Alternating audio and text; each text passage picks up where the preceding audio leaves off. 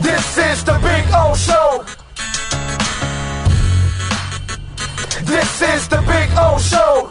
All righty, let's get to it. Let's talk a little Inter Miami with the one and only Michelle Kaufman. You can follow her on Twitter at Kauf Sports and catch her work there at the Miami Herald. Michelle, good morning. Good morning. How are you? Very good, very good. How was Mr. Larinaga after the boys ended up losing to the Cuse yesterday? Yeah, they're struggling a little bit. They're wait, can you hear me? Yeah. Yeah, I hear you. Okay. They've lost 4 Okay. 5, yeah. Yeah. Okay. Yeah, they've lost 4 out of the last 5 games. They're definitely struggling, and Norchadomir is dealing with an ankle injury. He's supposed to practice today. We'll see how he does. Wuga Poplar is also dealing still with a sprained ankle that happened just after Christmas, and he has not been the same. In fact, Coach L pointed out that he hasn't really dunked very much since then because his launching foot is his left foot, and the left ankle is the one is sprained. So he said even though he's playing and he's trying to power through it, he has not been the same, and he has not been flying up in the air the way he was before late December. So they're dealing with some injuries, and right now they're not where they were last year at this point. So they've got some catching up to do, that's for sure. Yeah, let's I mean, listen, I don't worry about Coach L. He'll be fine. He'll figure things out, and hopefully they can have a better showing against Notre Dame on Wednesday. All right. So let's get to the team that should be pretty damn exciting this year, and that is Inter Miami. Although I am worried how they've added so many games, and it's almost like a world tour, for It's not Messi. almost. It's not almost. It is a world tour. It's 24,000 miles. They're playing 7 games over 5 countries, and the countries are not near us. The countries are Saudi Arabia, Tokyo, Japan, and Hong Kong. So these are places that are not exactly next door to the United States. They're playing 7 games over 5 countries in a 2-week span. They've already lost Facundo Farias in the first game. He's out for the season with a torn ACL. He's going to have surgery. He's done for the year. So, it is risky. I think the biggest storyline to me going into this season is how the club is going to balance, or if they will find a way to balance the money opportunities versus the goal of winning trophies.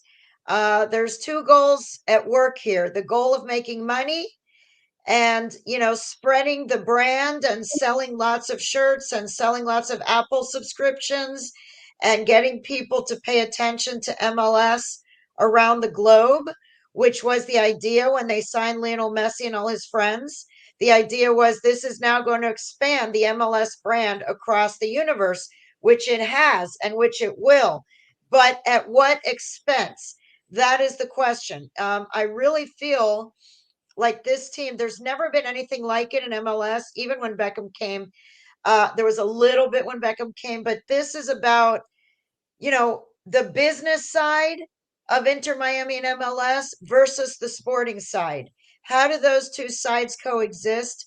How are they going to deal? And right now, the decision was to play 7 games over 5 countries with some guys who are in their mid to late 30s. So, we'll see. It remains to be seen, but it is certainly a concern going into this season. This preseason is like no other preseason that's ever been played by an MLS team. Is the league a little, I guess, bothered maybe or something that the preseason games aren't against their teams? I don't think so, because I think they want to spread the brand globally. Okay. And people are going to be tuning in to an MLS team. It's Inter Miami, but they are in essence an MLS team, even though it almost seems like they're their own. It's almost like they're the Harlem Globetrotters. You know what I mean? They're like a traveling show that happens to play in MLS. I don't know exactly how the MLS officials feel or executives. I haven't asked them, but they probably have mixed feelings because one of the things that league really wants is to have fans in Europe and in Asia and in the Middle East and in Africa and in Australia. They want fans around the world to take this league seriously. And they want other players around the world to take this league seriously. They want good players to choose to come here. And if people around the world can tune in on their Apple device anywhere in the world and see Lionel Messi, Luis Suarez, Sergio Busquets, and Jordi Alba playing in MLS, that's a great advertisement for the league. So, on one hand, I think they're probably happy that they're getting worldwide exposure. On the other hand, I mean, and Apple is in a $2 billion deal with MLS. So these games are going to be on Apple. These games in Saudi Arabia, in Japan, and in Hong Kong are going to be on Apple. And the Apple is in a $2 billion deal with MLS. So everybody benefits from these games. The only thing that doesn't benefit, maybe, is Or the if play, these guys come back tired or right? worse, injured or tired before the season opener February 21st against Real Salt Lake. Yeah, and I saw that Messi played a half in El Salvador, so obviously they're going to pace him too, which is All smart. of You're them, going to all four of those guys played exactly one half, and right, then they came out. And yes, they will be paced. Clearly, the games that are in Saudi Arabia, Tokyo, and Hong Kong, those promoters paid a lot of money, and there are contractual obligations for those big name players to play. I don't know the exact number of minutes, but they are definitely going to play because they're going to be contractually obligated to play by those promoters. Those promoters did not pay however millions they're paying, to right. see other players on the Inter Miami team. I won't name any names because I don't want to insult anybody, but they're paying to see Messi and friends, and then their teammates. So it's going to be really interesting to me. I mean, you know, on one hand, the team will bond. That this team is going to travel and be together more than any other MLS team. They're going to be on very long flights, like 16, 17-hour flights. They're going to be on really long flights together. They're going to be on the road for a full 2 weeks together, starting this Thursday. They're leaving this Thursday and they don't come back till February 8th or 9th. So they're going to be together for a long time. That can be good for team chemistry. They're going to get to know each other really well. They're going to play games against some good players, including Cristiano Ronaldo, although, horror of horrors, he is injured right now. He has an ankle injury, I believe, and he is supposed to miss a couple of weeks. So he is questionable for the big showdown of Ronaldo against Messi, which was the one game that was, I'm sure, going to be the most viewed in the world of these seven. So it remains to be seen whether he'll play. But, they're going to play against some decent opponents. They're going to bond as a team. All of that is good. Certainly financially, it's good. They're going to make a lot of money. The teams and the league and Apple and Adidas and everything. Michelle, what did they The pay? question is, What did those what? people pay? What did they pay for those games? That's what I would love to know. What did they pay Inter Miami for? I Now, don't know. It's in the millions. I mean, it's in the million. I don't know exactly, but we're talking many, many figures. We're definitely talking seven figures. is this money goes directly to Inter, or does it go to the league and then goes to Inter? Well, the league owns all the teams officially. It's a single entity league. So the league is going to make money. Inter Miami is going to make money. I also wouldn't be surprised if somebody like Messi has appearance fees built into his contract as well. That any appearances that he does outside of league play, he gets some kind of bonus. And that may not only be him, that may be some other guys on the team too. I don't know all the details of their contracts, but appearance fees are something that, I know do get worked into contracts for players of that level. So, we're talking about huge amounts of money for these exhibition games. So, that's the big question is it too much? Is it too much travel? How much are they going to play? Tata, how is he going to manage minutes?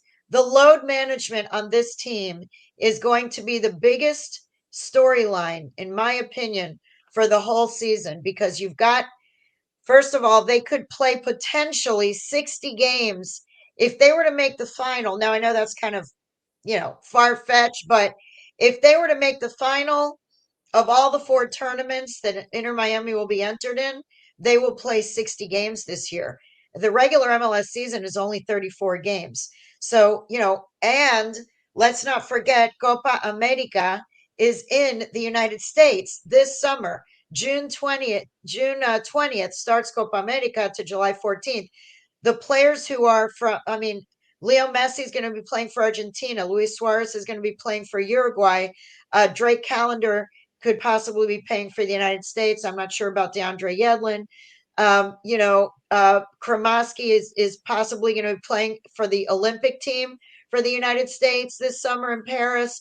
So these guys, in addition to potentially 60 club games that are out there, there are also international obligations that some of these guys are going to have. So it's a very, very, very crowded schedule, and they are under pressure because everyone wants to see Messi and friends to play these guys, but they also have to preserve them somehow so that they're not dead by mid-season. So I really think that it's going to be a big challenge for Tata Martino and his staff and for the business side to know when to back off. Because there is just, it seems like unlimited amounts of money to be made by this group, but they also have to win some games because if they just go out there and lose all the time, tying to El Salvador, I know it was only 6 days of training camp. I know it's early. I don't think anyone expected them to tie El Salvador. I would think that everyone figured that they would have scored 1 goal by halftime, having 4 of the best players in recent history playing against El Salvador, and they didn't. So they've got work to do. They've got work to do. That's not a game that they're motivated for, too. That's the thing. It wasn't like a motivated effort that you saw against El Salvador. And here's a follow-up question I have to that. So you just played El Salvador. Tonight you're in the Cotton Bowl to take on Dallas. That's 3 days later. I'm not a big fan of that. I would imagine that the big players aren't even playing today against Dallas. They got home at 2 a.m. They arrived at 2 a.m. Saturday. They arrived, they flew late Friday night. They arrived at 2 a.m. Saturday. They had Saturday off. I believe they trained yesterday and they flew last night. So they got home at 2 a.m. Saturday. They flew Sunday night with, I believe, some kind of training Sunday morning. It's again, You can't play Messi tonight. See, you cannot play Messi tonight, not 1 second. That would be so irresponsible to put Messi on the pitch tonight. To be quite honest, I don't care about the Dallas fans.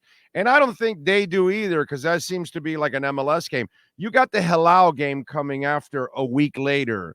That's what you do now. You let Messi rest till next week, and then you go on the road to where is it, Qatar or wherever the hell you're going to go play Halal? They're going to Saudi, Saudi Arabia, and then Hong Kong and Tokyo. By the way, the game tonight is not on Apple. The game tonight is being streamed on MLSsoccer.com. Apple is showing the 2 Saudi games, the Hong Kong game, and the Tokyo game. So that is where the Apple interest is in those games. You just told me everything I need to know. Money. No, yeah. Messi clearly is not playing tonight. He's not playing because he would be on Apple.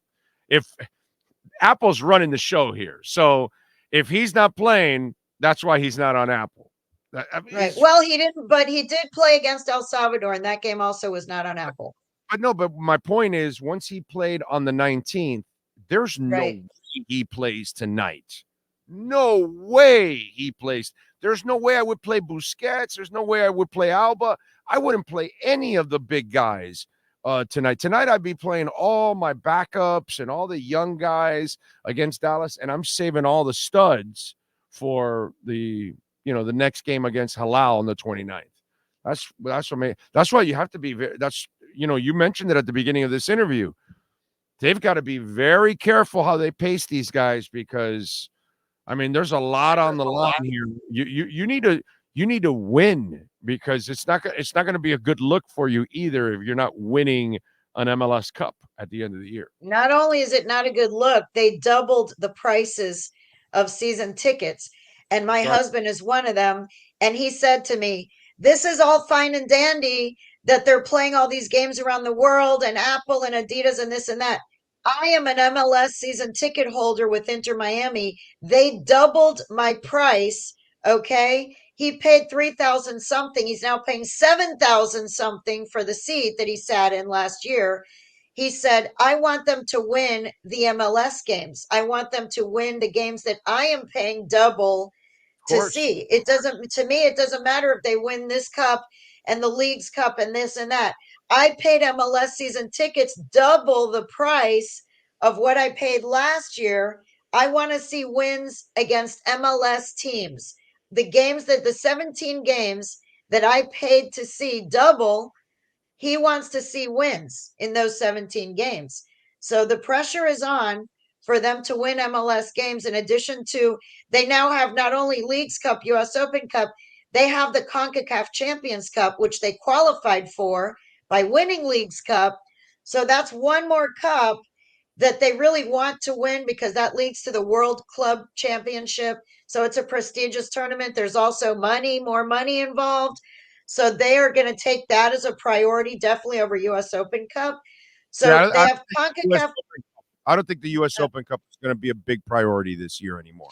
I don't think No, so. they're going. They already said that MLS said initially that they're going to play their second teams.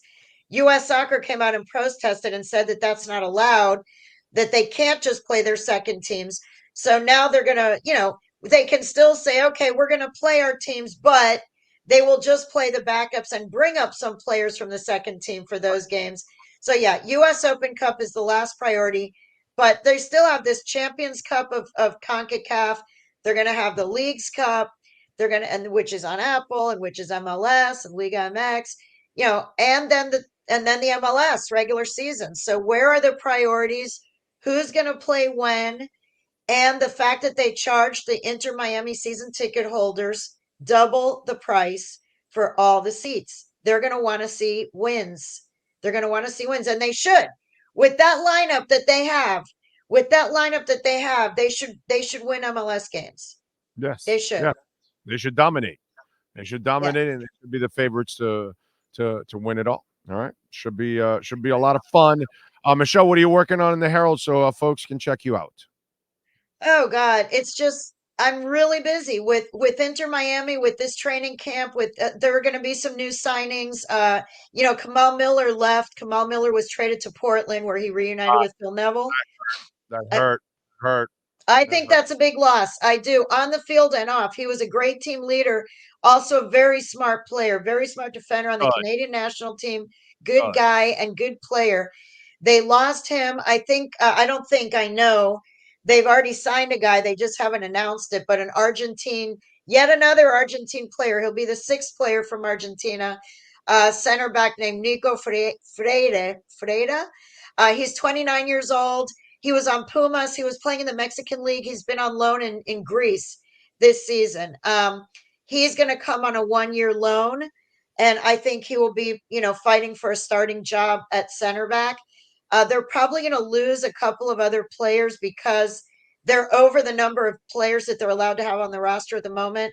So, for roster compliance, by the time the season starts, they're going to have to unload a few players to have the number of players that they have. So there are going to be still a few more changes, but with the roster that they have right now, they should win.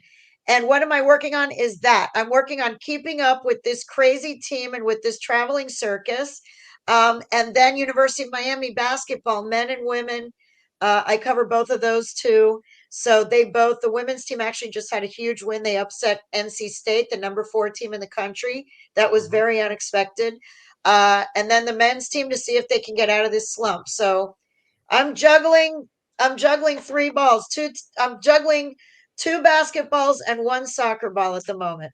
There you go. That's all right. Use the nose to hold it up when you're, so in between the juggling, you can, pause it there in the nose for a couple of seconds, Michelle. Okay. And then you'll continue the juggle. Follow her on Twitter at Kauf Sports and catch her exceptional work there at the Miami Herald. As always, thank you for the time. Have a fantastic week. I appreciate it. Thanks for having me. You got it. There you go. The great Michelle Kaufman. Love it. Love it.